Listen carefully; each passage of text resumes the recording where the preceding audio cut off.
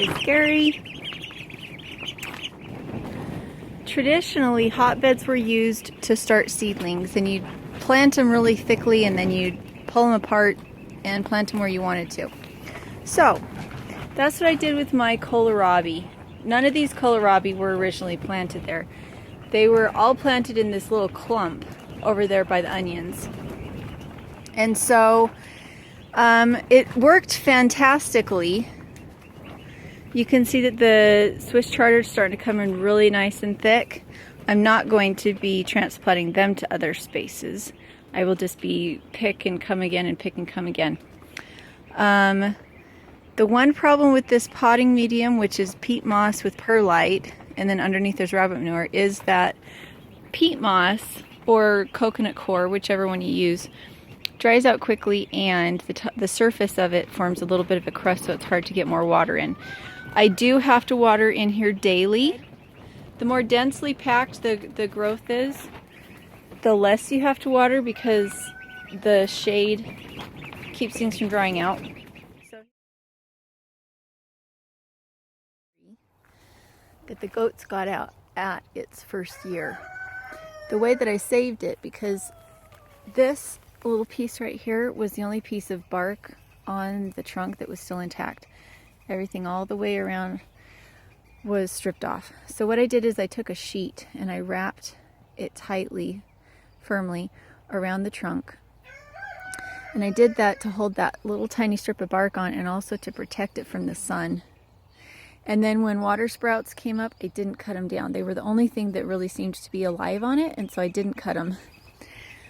And now I could cut them down. It wouldn't be a big deal just to take those off. But at the time it felt like those branches were the only vibrant part of the tree. These are the Nanking cherries. They've been well fertilized by bees this year. Last year not so much because the bees came out too early and then died.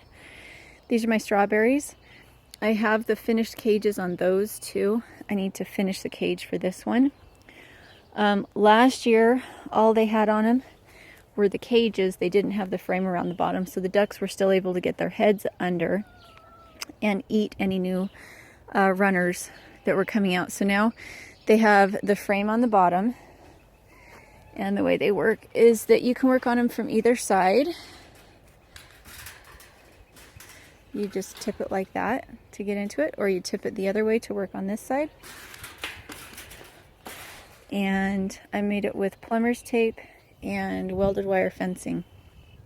And I don't water my big trees anymore. These are my big trees. They are 2 years old. I water them their first year and a little bit their second year.